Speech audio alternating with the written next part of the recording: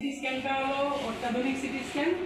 এটা Toshiba অ্যাকুইলিয়ান model, prime অ্যাকুইলিয়ান। এটা 160 না কত স্লাইস, 160 160 স্লাইস।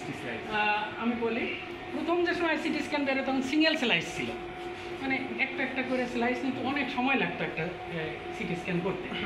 তো তারপরে আসলো 4 স্লাইস, তারপরে চলে আসলো 16 স্লাইস, 32 স্লাইস খুব বেশি আসে নাই। এরপরে 64 স্লাইসও আসছে, অনেক জায়গায় আছে। আর এরপরে 128 স্লাইস, এখন 160-এ চলে আসছে। তাহলে এবং এইটার অনেক ফ্যাসিলিটি ওখানে আছে, কম্পিউটারের মধ্যে দেখা যায় অনেক প্রোগ্রাম, অনেক সফটওয়্যার।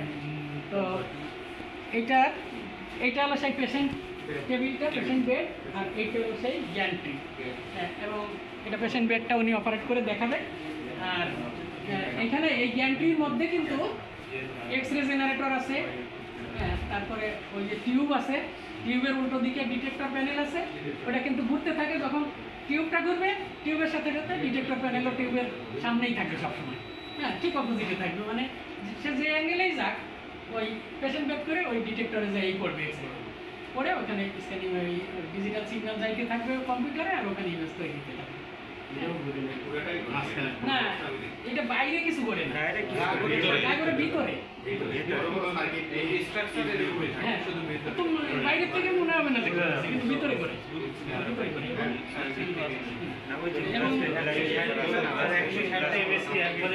না, ইমেজ 160টা না, মানে কতগুলো স্লাইস নেয় আর কি।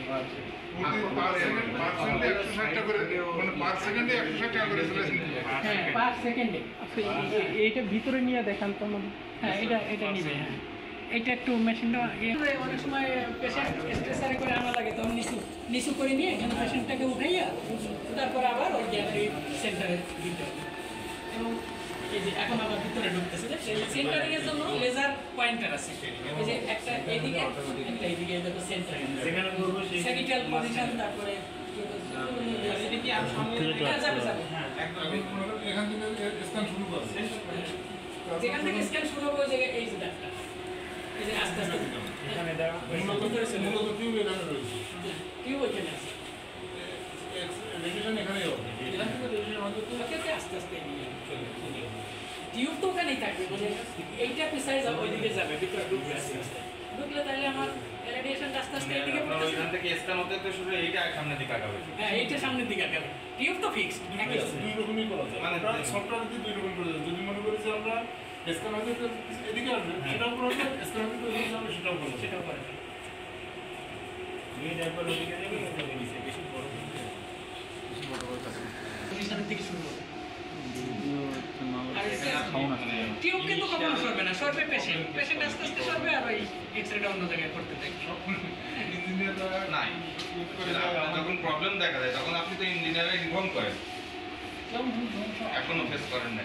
না, এই মেশিনটা খুব ভালো, এখান দিয়ে ঢুকছে কিন্তু গ্যান্ট্রির মধ্যে, এবং এটা আসছে কিন্তু এই যে এই স্টেবিলাইজার হইয়া, স্টেবিলাইজার হইয়া তো কত কেভি, তাহলে তো ওখানে দেখা যাবে। ওটা 80 kVA এরকম থাকে, বা 120 kVA, 120 kVA। তো হ্যাঁ, অনেক পাওয়ার লাগে, এখানে তো সাব স্টেশন লাগে।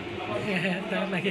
এটা এই জন্য তো সব জায়গায় এরকম বড় সিটি স্ক্যান দিবে না, এটা তো মেডিকেল সাব স্টেশন দেখা যায়।